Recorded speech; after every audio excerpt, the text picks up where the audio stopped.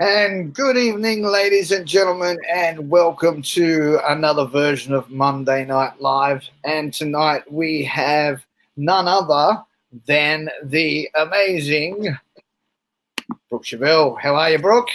I'm good, mate. How are you? I'm doing very well. Let's share our posts first and foremost. And anybody out there listening, well, I've got mine. There you go. Look, I can see you. Did you tag me? Have I tagged you? I've just shared it on timeline. Let me invite for friends to watch. What? Oh, I'm going to tag you right now. Yeah, how about that? Hold on a second. At Brook. See if you come up. Oh, someone likes it already. Excellent. I've tagged you in your. Oops. Tag you in your music page. All right. So you'll see that now. Can you see it? I cannot. That's lovely. Fantastic. I just got it.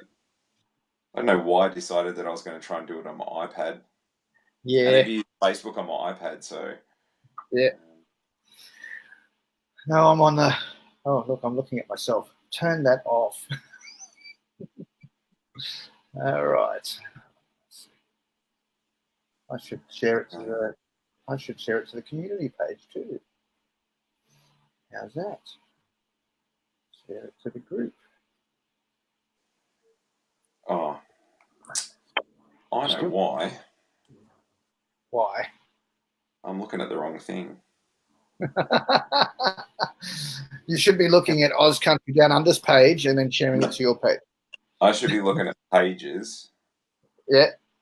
And because it will have come up in my pages because you tagged my. Yep, that's right. I tagged you in the. But the other way to do it is to actually find us on the Oz Country Down Under page, look at the live feed, and then share it across from there. Here we go. I have it. Who's got it? Brendan Deschen says, "Good evening, guys." G'day, Brendan.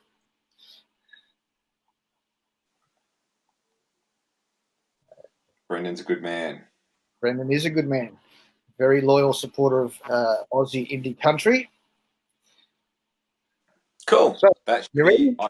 Hopefully it's on my page now. All right. I can always check. Let's see. I'll just go to your page. Where's your page? Oh, why can't I see your page? Hold on. I'm not looking at pages. See, there you go. Now I'm doing the wrong thing. Look at that. All right. So, Lounge Room Live. It's not on your page. That's weird. Not on your. I shared it just then. Is it on your? Page? Personal page? That's always an issue, isn't it? Let's just have a look and see. Yeah. Yeah, it's on my personal page. On your personal page, there you go. Let's go. I can share it onto my music page from there. Yeah, that's it. And it doesn't matter, anybody can watch it later on down the track. We'll leave it on there, so that's fine. So people can. I think Matt Scullion had about 2,100 people view his, and cool. Katie Jane had 2.3 thousand view hers. So yeah, so that's great. All right, let's start way back at the beginning because obviously Oz Country Down Under is pretty new, and so we ask you all the hard questions. So let's start from the beginning. You're originally from Melbourne. Yeah. How did the music thing happen for you, and how did you become Brook Chivell? Well, I was born. That was a good start. Yeah. Music started really early on for me. I wrote my first song when I was about 6 or 7. Yeah. I didn't know how to play anything. I could always sing. So Mum Mum said that when I was a little kid, I used to stand on the edge of my cot, like just standing up in the cot, and I'd obviously not words or anything, but I'd just be, la la la for hours and hours, which has probably got me smacked. But back in the day, that was an acceptable course of. That's right. Yeah. Yeah. But yeah, no, it was. It really started really young for me. So all through primary school, I had the horrid recorder, and I didn't really start. I was always listening to music, and I was in my early and late mid-teens. I was playing golf, but then when I was about 17, one of my mates took me around to one of his friends' places, and he had 2 guitars, and he showed me how to play Wild Thing. Yep. And Yep. I nearly failed my Year 12 exams There you go. because I did not study. Wild Thing. How's that for coincidental? The first song I ever learnt on the guitar was Wild Thing. I think it pretty much, well, back then it was probably most people's first song. Yeah, that's true. What key did you learn it in though? A. Same. Yep. A, D, and A, D, and E. There you go. It took me so long to get that transition from the D to the E chord. Yeah, yeah. So long. Yep, that's right. That's right. And then trying to sing, like you're learning to play guitar, and then you've got to try and sing with that. It's a whole different thing altogether again. So let's see what people are saying here. We've got someone. We've got so many people have said hi, Brook, already. Look at this. Hi, Darren Page says, "Hey, Brook." There you go. And Brendan Deschen also says, "Evening from Glenda." Oh, hey, Glenda. G'day, Glenda. Trudy Jones says, "Hello, Brook." And, hey, Trudy. I can see her. I'm just looking at I might put that right there. Yes, and as they flow through, that's it. I see Nat Pearson's just logged on as well. Oh, Nat's there. G'day, Nat. I thought you were going to join us, but that was a couple of weeks ago. I did ask Nat if she would join the show, but then we had some problems. You couldn't do it the first week, and I couldn't do it the second week. So here we are in the third week. We finally got there. We made it. We got there. We made it. All right. So yeah, you on your website it says that you pretty much were influenced by the country of the older style country, Hank Williams Sr., Johnny Cash, and even rock and roll legends like Buddy Holly and Jerry Lee Lewis. Well, that's kind of what Dad used to listen to. So, obviously I was listening to what my friends were listening to as well, but that was kind of Dad's music. So it's there. Yep. To be honest, like initially I didn't really like it. I'm like, oh, why do you listen to this stuff? I don't like it. And it wasn't until years later I actually, got an appreciation for it, as opposed to, oh God, Dad's music again. But I always really liked Buddy Holly. That was kind of the coolest thing that my dad would listen to. Yep. So he just basically skipped everything in the 60s and 70s. That's right. That's what it was. But, I mean, realistically, you listen to that old Buddy Holly stuff, and it's just country rock anyway. It is. It's not like it's rock and roll, really. It's, It's what we call rockabilly, right? Yeah, rockabilly. Yeah, pretty much, yeah. Yeah, so Jerry Lee Lewis pretty much was the same, except he used a different instrument. Yeah. So who were your influences? Obviously not your father's influences, but who were your influences growing up in the country idea? So basically, I bought Keith Urban's first album when I bought it on cassette back in the day. If anyone remembers cassettes. I'd seen him on Steve Vizard, right, back in the day, and he played Clutterbilly, and I was just starting to play guitar, and I just thought, wow, this guy can shred, and I didn't realize that was a country thing. I just thought country songs were, G, C, and D, and someone's dog died, or their life left, but Keith Urban. Kind of, so from then on, I bought all of Keith Urban's albums as they came out, Right. And still, I didn't really listen to any other country. It was still a bit like, oh, I know about this stuff. And then Faith Hill's song "This Kiss" came out, Mm-hmm. and because I didn't like Shania, I wasn't really a big Shania Twain fan. I thought she was a bit, too Overproduced. poppy for me. Overproduced. Yeah, Yeah. which No. now I listen back and really appreciate her stuff, but at the time I really didn't. But then that Faith Hill song came out, and I was like, this is pretty cool. And then from there, I started listening to Tim McGraw, and then from Yep. Tim McGraw, like I just started, Rascal Flatts and et cetera, and it just ballooned from there. And before I knew it, I didn't listen to anything but, Yep. everything else kind of went Faded away, and I away. listened to Yep. country all the time. So Yep. yeah. Cool. So while you were in Melbourne, you did obviously you. When did you do Star Maker? Because you did Star Maker last year. So not the one, last year. just one before. Okay, and so you were a finalist. You got to the finals. What was the experience? What was the experience like of playing the Star Maker finalist show? Great. That's Yeah. I mean that's why I did it, really, because I just didn't. There was a lot of people there that would never have either known who I was, or come to one of my gigs, because especially in Tamworth at the time, I was doing late night gigs, and a lot of those people, just that's not where they're going to go, especially the industry types. Like I was really interested in trying to get in front of those people and show them what I could do, because Hmm. they didn't know. They just thought this Brook Chivell guy was probably a bit of a a pub hack or something, and I just wanted to get on the big stage and show them that I wasn't. So Yep. Yep. that's what I did. Well, you did. Yeah, absolutely. Yeah. When did the Brook Chivell band start, and how long did that go for, and why did we move away from the Brook Chivell band to just being a solo Brook Chivell? So the Brook Chivell band started in 2009, not called that, Yeah. with a bunch of Melbourne musos that were all playing in cover bands in Melbourne at the time.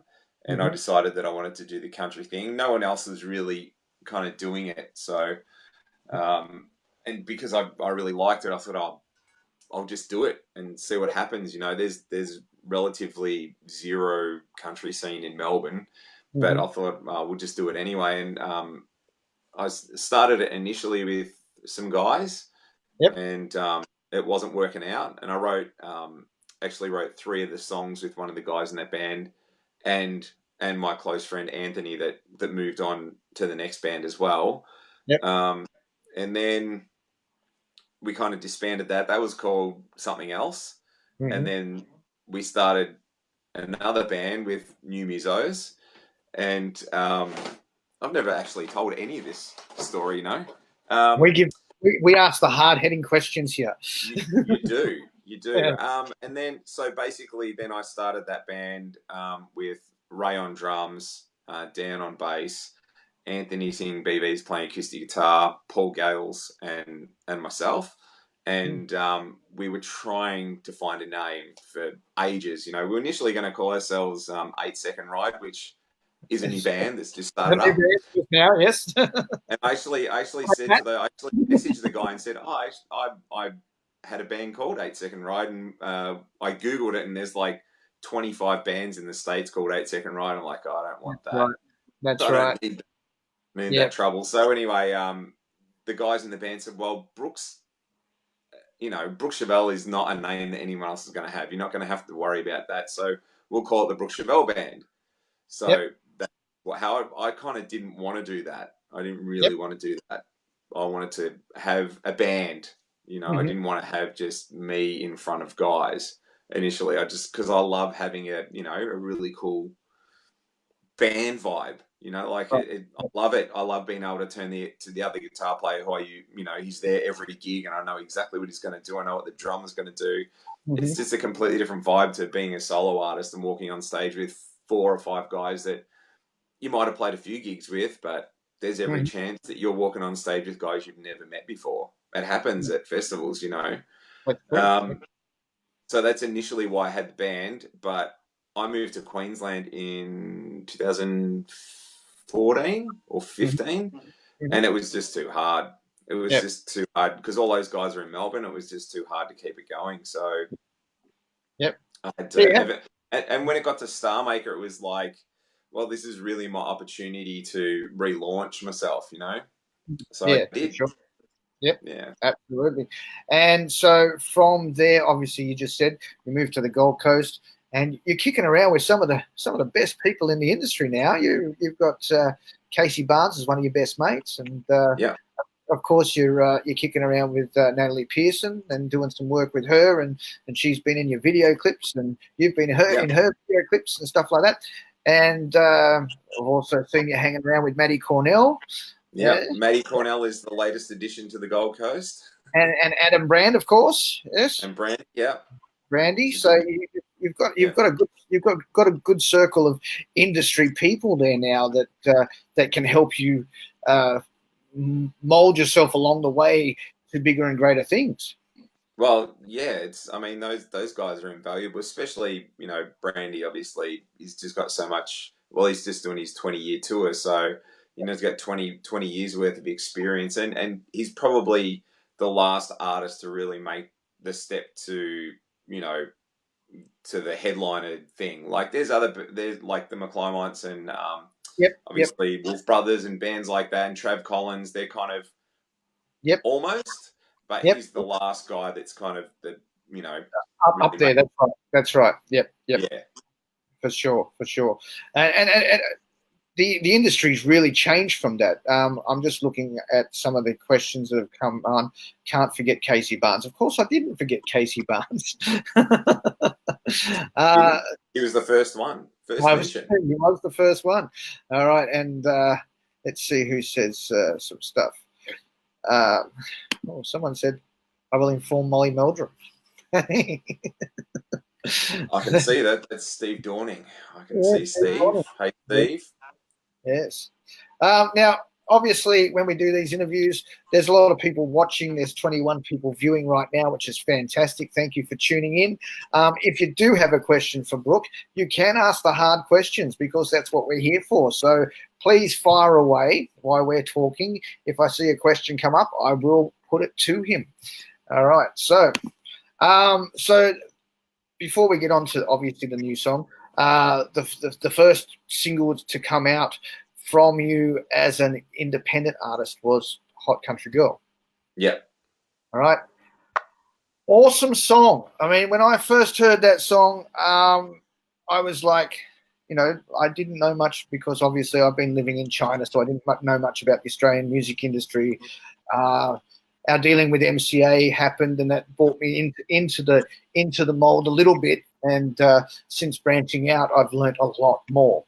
But you know, hearing Hot Country Girl, I really felt that it was something fresh and new on the scene. Yeah, I must admit, when I released it, I was scared to death because it's pretty different. I was really worried that, you know, it was either going to go well or bomb. It was a real, you know, it was a big decision to make to release it because, you know, it's not 100% what I normally do, but it's a song that I wrote a while ago, and I really liked it. And to be honest, Nick Wolf was the one that pushed me. Not pushed me, but I had a few mates that I gave a listen to 4 or 5 songs, and I said, you know, which one should I do? And Nick said, you got to do this one. So that's kind of why it came about. For me, it was like I said, it was just, I was really kind of scared of doing it. But it was so good, and the video clip, you had the line dancing in the video clip, and it was all choreographed. You had Natalie. Initially we were going to have the line dances, and I was going to do the line dance as well, and I didn't have enough time to learn it, so it was a bit of a pain because I wanted to do a line dance that could become a dance to the song, you know, like Single Ladies is for Beyonce, that kind of thing.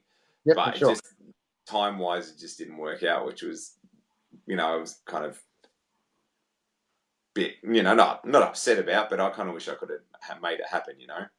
For sure. Now, Nicholas has asked a question. we're going to get to that very shortly. Nicholas, just hold on a second. We know that's coming. All right. Now, obviously, as I said, you had Nat Pearson in that video clip. She was up at the bar watching you playing that guitar. And riding a bull. Yeah. And riding a bull. There you go. And then I saw Natalie Pearson's Mr. Wrong, and there you are in your four-wheel drive. Have you sold the beast yet? Yeah, I have. It was a sad day, I've got to admit. Yeah, I mean, that's got to be something you think about, because when you look back on those video clips and you do see your vehicles in your own video clips or in Nat's video clips, you'll sit back and go, "That was my baby." Yeah. Well, luckily enough, the guy that I sold it to when I sold it, because he lives on the Gold Coast as well, I said to him, if because the truck's been in a couple of video clips, what are the chances? He said, yeah, man, just give me a call. And it's completely changed now. It's not green and white anymore. It's black and white. And it's been dumped, and it doesn't look like a farm truck anymore. It looks like, someone cool owns it. Oh, no. So it's not the old thing anymore. No. He's the guy that bought it's a panel beater, so he's actually doing it up. So which is great. I'm glad, because I just didn't have the money to supporting my music habit. I just can't afford to, do the car up as well. So, well, that's it, and that's it. That's the same for a lot of independent artists out there. I mean, you're working a full-time job as well as trying to create a music career for yourself. That's a very hard task, isn't it? Yeah, I've kept myself in a slew of crappy jobs so that, when this thing takes off, I don't care. I don't have to worry about a day job being, an anchor. I can just walk straight away from it and not care. For sure. Now, we're going to talk about, obviously, your new song. It's called Out of My Song. All right? Out of My Song. So, get out of my song. Who is the song about, for starters? Okay, well, I'm not going to name names. I told you we asked the hard questions. I'm not going to name names, but suffice to say it was a girl that I was dating for quite a while, a few years ago. Yeah. And, you write songs about, when you're getting together and, unrequited love. And then it's, it's about, we're falling in love. And then it's about, and so on and so forth. And then it got to the point, broken up, and I'd written the angry breakup song. And then it just got to the point where I walked into a session with Anthony one night and I said, I've just got to get her out of my song. And he said, that's what we're going to write. And he had this saying that he used to say about this particular girl as well. He said, he used to always say, a quarter of her is one of my favorite people, but the rest of her I don't like very much. And so that's actually one of the lines in the song. Yeah, absolutely. So, do you have a guitar there? Of course. I'm not going to sing it. Oh, damn! I haven't got an acoustic here. Why not?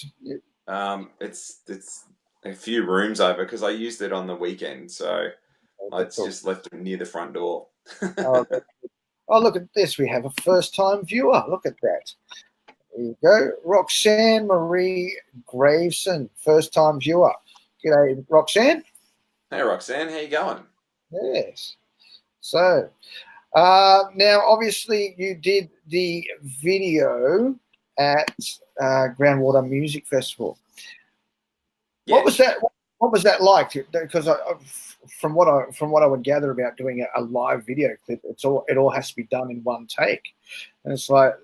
Well, sort of. We did 2 takes. Yeah. So we did the song. I think we did the song second, and I didn't say anything about it. I just launched straight into it. Yeah. So there would have been a whole bunch of people that wouldn't have even realised that I played it twice because they didn't know the song. But the people that obviously did know the song, because I released it to iTunes the next day. So at that point in time, the only people that would have heard it was people that had heard it on the radio. Yep. So it was released to radio the Monday before. That's correct. Yes, because I was. Yep. Yeah, so a few people, would have heard it on the radio, but aside from that, they wouldn't have known. So yeah, we did the song second, and then we finished the set with it as well. So it was Yep. cool. And funnily enough, Maddie Cornell did a film clip later that same day on the same stage, Yep. and did the same thing. Amazing, Yeah, amazing. Yeah, but I mean, it's got to be so hard to record a live video because you have to have the timing exactly right because otherwise you've got to slow down the video or slow down the track to fit it's very difficult to create a live video because I know when people sing live, I mean, even when I was singing live, sometimes you'd always speed the song up, in yeah. a performance. Well, So I mean, I had Simon Wegner on drums, and he was playing with not in his ear, but he had a little metronome thing beside him for that track, just yep, so that we were playing it at the right speed. at the right speed. Yep, there you Yeah, go. and I Fantastic. and funnily enough, the guy that shot the video said, I can't believe how close to the original you actually sing it. Because Yep, I don't mess around once it's recorded and and it's down. I don't really mess around with it too much. I'm not one of those guys that does, yep. a different version usually. So Very good. I will say that I noticed one difference in the track compared to the video. I won't yeah, say where. I won't no, say where. dude, tell me where. I think it's just where a note goes longer, but you cut off before it. Oh yeah, So it yeah. just you cut off. You come off the mic a bit too soon with the track. That's it. I think Nothing. it's probably right before I go into the solo, more than Probably. likely, Yeah. So because I have a habit of putting guitar stuff underneath vocal stuff, and that makes it difficult. look at this. Trudy says, "Please sing it, Brook." Trudy is always saying, "Please sing." Well, you do these things every Tuesday night, and now I you do. told me that you were the first person to start these lounge room live things. Well, I was the first one to do it on a regular basis. I kind of there was other people doing it. Trav Collins did it. Kind of. I started doing it just before CMC last year, Mm-hmm. and I'll be honest, I got the idea from Trav, Yeah, and he was kind of doing it to drum up votes yeah, for the CMC awards, and fair play to him. I wasn't nominated, so I just thought that it was good because when I did Star Maker, one of the things of feedback that I got from the judges was they didn't know who I was. that's right. Yes. If you look at my social media, it's just a bunch of photos and that's Yep. it. But Yep. doing the Facebook Live thing every week, anyone who watches it knows who I am now. Yep. They know what I'm like, and if you don't happen to see, if you don't happen to see an interview or hear an interview with me, you can just tune into my Facebook Live and ask a question and I'll answer it for you. Yep. It's just direct as well. It's direct with you, with the people that want to watch. Okay. And now Roxanne says Alan Jackson is my idol. All right. She says she's loved country music since she was 4 years old.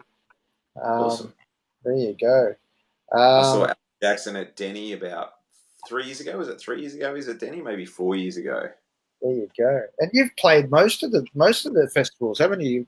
You've done the Denny Ute Muster, you've done the Gympie Muster, Tamworth Country Music Festival, of course, I Broadwater. haven't done. CMC's the only one I haven't done. And TMC is the only one you haven't done. All Yeah. right. So are you going to do that this year? Have you got any gigs lined up for Tamworth this year? Yeah, I've got Tamworth gigs lined up. Just doing one band show in the front bar at the Albert on the 24th of January. 24th. That's a free day for me. That's fantastic. 7:30 till 10:30. There you go. Awesome. Yeah. I will try and be there. Awesome. Yes. Oh, We've got some special guests coming down too, so it's going to be fun. this is going to be my first Tamworth ever. Really? I tell you what, I've been in the industry probably for 21 years and never been to Tamworth. Really? I've recorded my first songs, country songs, in 1997, and I have still never been to Tamworth. So there you go. Really? Yeah. How have you gotten away with it? Because I've never, as I said to you earlier off camera, that I didn't know how to get involved in being involved in radio. Now I know a lot more. So the next songs that I do will probably be my debuts as an artist in Australia, even though I've been recording for years and releasing albums for years. They've never had that impact because I didn't know what to do. Yeah, so. And I did exactly the same thing with my first album. I went in and recorded. Did not know one person in the industry. The only people I knew were, I used to play in a band, in a cover band that played in Melbourne, and the guy that did sound was a fiddle player. Yep. And he knew the Davidson brothers. So that's it. Lockie actually played on my first album, played fiddle on my first album. Yep. And I've been to. They used to run a country music festival in Gisborne, in Melbourne, or in Victoria. And I went this one time, and there was this guy. Can't think of his first name. Brett Mason, not Brent. Brett. I think it was Brett. Anyway, the pedal steel player just had me mesmerized. So I put on some message boards. Does anyone know this guy that would have played at this country music festival? And a guy from Illinois responded and said, "That's Dave Moore." And Dave plays with or used to play, I should say, with Doug Bruce. Yep. So I kind of started to get to know people through that. It was just, I just started going to gigs, really. That's it. And meeting people. And luckily, I respected them as musos. They respected me as muso. So it kind of worked really well. Yep, for sure. So obviously we had this question come up before. If we go all the way back, there's still a lot of people saying hello. Yvonne Anderson says hello. Hi. Yes, hey. Hi. Yvonne always wants me to sing the ballad that I sang at Star Maker. Right. And Jade Hall says, Tamworth is great, Brook. We've had some good times, eh? Jade used to road crew for the Wolf Brothers. We had some bloody good times together. Right. Where a lot of alcohol was consumed. Darren Page says Doug Bruce is a good bloke. He is a good bloke. He's a really good bloke. And but he actually got me booked for my first B&S ball. There you go. You've done a few of those too, haven't you? I have. We did one 2 weeks ago. It was Nat's first. We popped Nat's B&S cherry. And right. It was good. It was really good. Good fun. Okay, so the question that everybody's asking, I know people are asking this question. We were going to ask this question, but it looks like one of the people have asked the question. It says, the duet with Nat that you played at Groundwater, is that going to be released as a single or going on your upcoming album? Both. Both is the answer to that question. There you go. So, Nicholas, that's the answer to that question. So, what was the song called? Because obviously I wasn't at Groundwater. I don't know. The song's called I Wonder What You Kiss Like. It was written by Nick Wolf, Kaylee Bell, and the other guys in the Wolf Brothers as well. Pretty sure. Cool.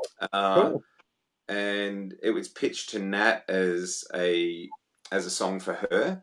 Yep. And I was listening to it thinking, I don't know, like as a song for one person, it's a great song, but I just always the first time I listened to it, I'm like, that's a duet. That song's got to be a duet. And Kaylee was performing it for a while, a couple of years ago, and then stopped performing it. So Nick was pitching it around to try and get a cut somewhere. Yep. And so Nat and I spent some time with it.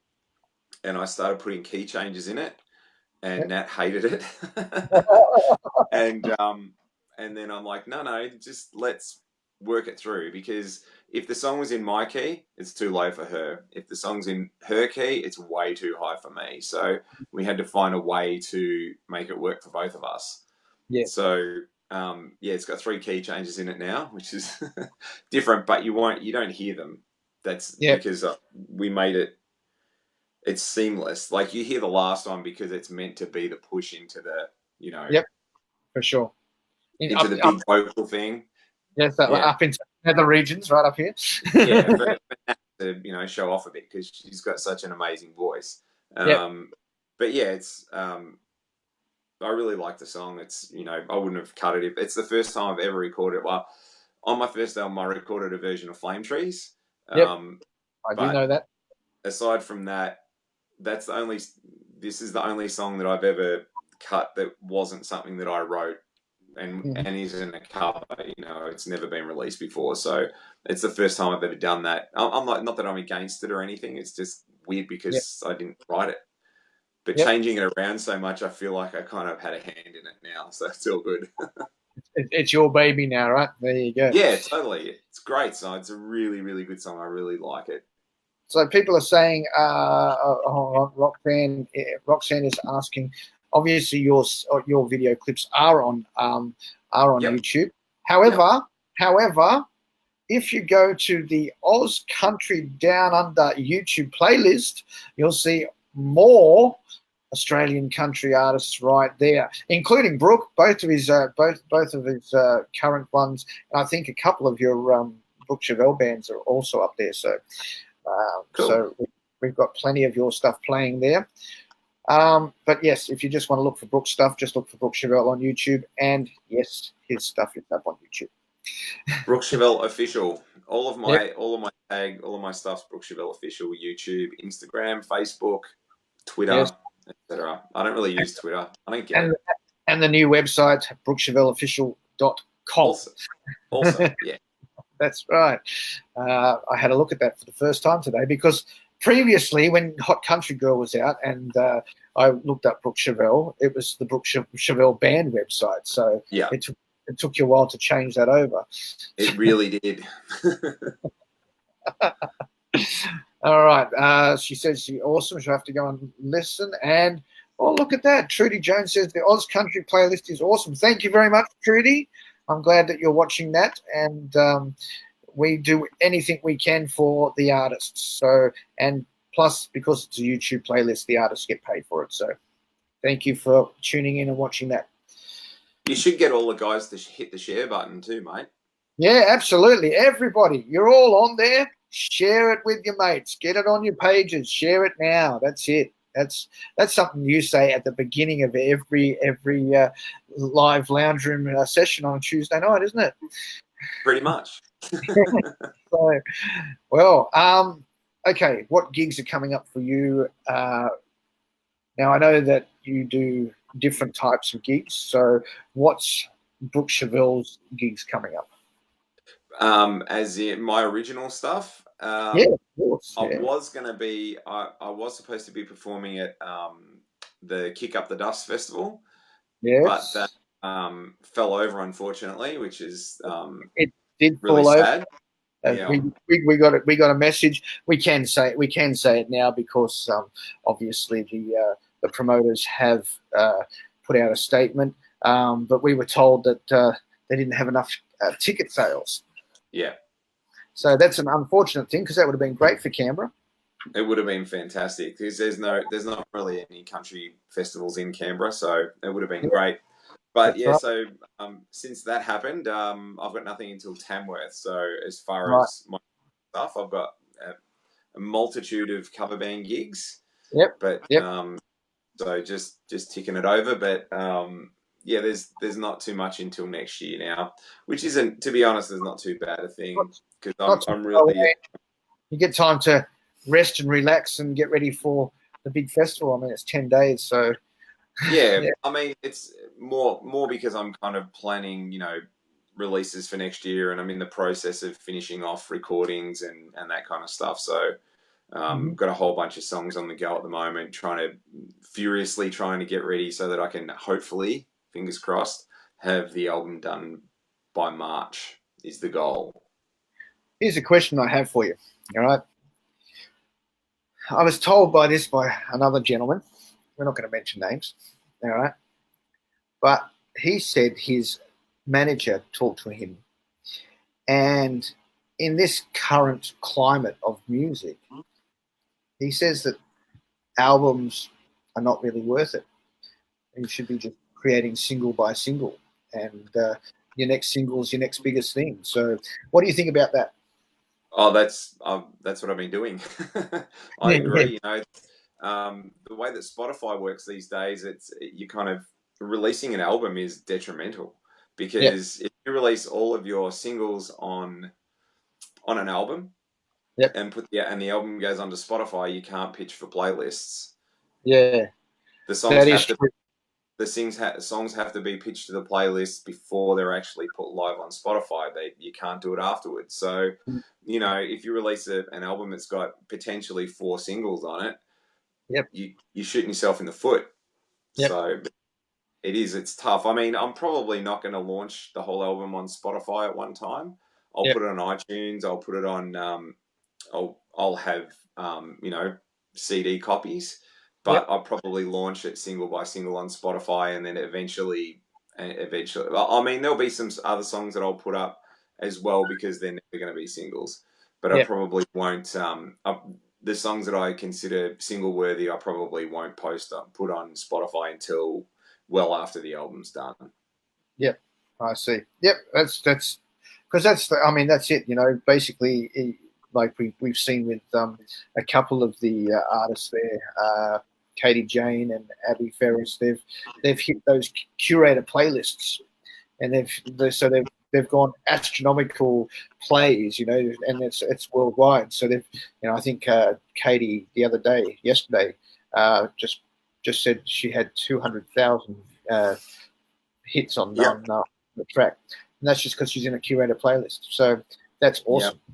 Well, my last single missed out on a playlist because I wasn't savvy with this whole thing beforehand, and I've only worked it out since, like thinking, you know, really researching why did I not make the playlist, and that's why, because I didn't pitch before I released. So it's so detrimental, you know, and just because I do all this stuff myself with, you know, with help from friends as well, but I just wasn't savvy. I just didn't know, so I missed the boat on that one. So, you know, I've really got to gear up for the next single. Everything's a learning curve, isn't it? I mean, it's constantly changing. You know, and, that's the other thing. Everything keeps changing. So the things that worked 3 years ago, they're not going to work now. That's right. That's exactly right. And is it Jay Mason? You seriously need to release hard copies, mate. He just said he will release his album. He will have hard copies. So if you do go to a Brook Chivell gig, you will be able to get hard copies of the album when it's released. Yes. So, here you go. And look at that. Michael, how are you, buddy? Hi, Brook and Dave. He spelt your name. Hey, Michael. Hey, there's no E. I'm so used to it. All right. So it's written at the top of the screen there. Yeah, I know. Your name is actually there, Brook, Brook. Okay. Oh, did I? Okay. My mum just told me I left the lights on my car. How's that? All right. Well, we've been on here for 44 minutes. Has anybody got any questions for Brook before we say goodbye to him? Yeah, there's a question for you. Can I pre-order a CD, please, Brook? Not yet. Not yet. Not until it's finished. I haven't. I did think about doing a crowdfund for it. But I'm not going to do that this time around. I might do it next time around. I was going to do a crowdfund for a bus, I think, and I still think that's on the cards because we're thinking about doing a crowdfund. Oz Country Down Under is thinking about doing a crowdfund for exactly the same thing. Not a bus as such, but a van. So we can take the radio station mobile. Yeah. And then when we're in Tamworth, we'll be doing live interviews and live station airplay from Tamworth and stuff like that. So Where are my sunglasses? Prue's asking, where are my sunglasses? Prue is asking, where are your sunglasses? I'm pretty good today. I don't really need the sunglasses. Yesterday morning, however, I'm pretty sure I was still drunk. So I definitely needed the sunglasses. There you go. The flight home was not healthy, just quietly. There we go. I see artists are releasing albums in parts, dropping 3 or 4 songs at a time due to Spotify and not releasing the full album after the last song drop. Yeah. Yeah, that's definitely one of the things that's happening these days. You know, I mean, Morgan Evans did two EPs before. I mean, not that you can get them anymore; they've all been taken offline. But they have. That's right. Yeah. But yeah, back in the day, if you bought a Morgan Evans album, which I have all of, but yeah, I mean, even in the last 5 years, it's really, even though streaming wasn't really a big thing until probably 12 months ago, it was there, but it wasn't what it is now. You know, it just wasn't. You know, now it's pretty much the be all and end all with iTunes. You know, getting rid of their downloading facility next year. Yeah. There's not really going to be anywhere to, you know, there's not going to be anywhere to sell your wares anymore. So. That's true. That's true. And that's why we say to everybody, if you want to purchase any of Brook's material or any of the artists, please go directly to them, because as we just heard, iTunes is not going to be doing downloads as of next year. So that's going to be very tough for people to get their downloads on their phones. So go to Brook Chivell and ask him directly. Yep. Pretty much. That's it. Yes. So when's the next gig? Michael, the next gig, we just mentioned that before, his next gigs are not until Tamworth. So that'll be the 24th of January from 7:30 to 10:30. And where was that? It's at the Albert Front Bar. The Albert Front Bar. There you go. So that will be his next gig as Brook Chivell. Oh, hold on. We've got Gordon Kane saying, are you and Nat playing locally next weekend? Yes, we are. And I'll tell Ray where that is tomorrow. Yes, there you go. That is not a question for this time, because I've spoken to Nat about that, and they like to keep these things separate. So this is a Brook Chivell. Yes.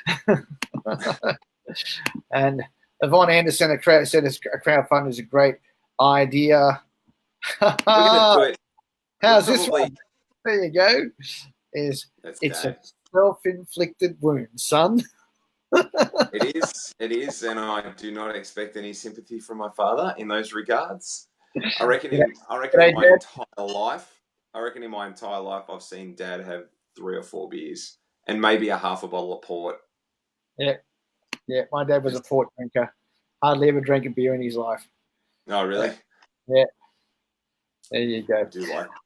All right, ladies and gentlemen, thank you very much for joining us tonight, and I really want to thank Brook Chivell for joining us. It's been a long time coming. We've had some troubles getting to this stage, but we finally got here, and I really thank you for joining us for this live interview.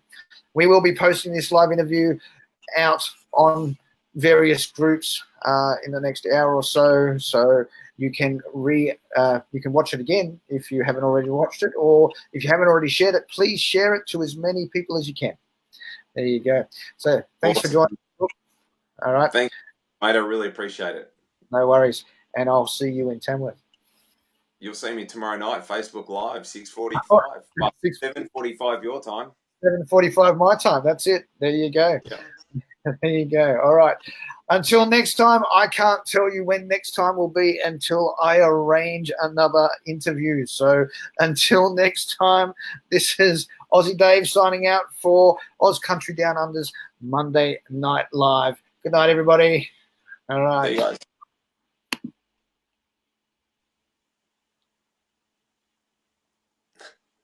go.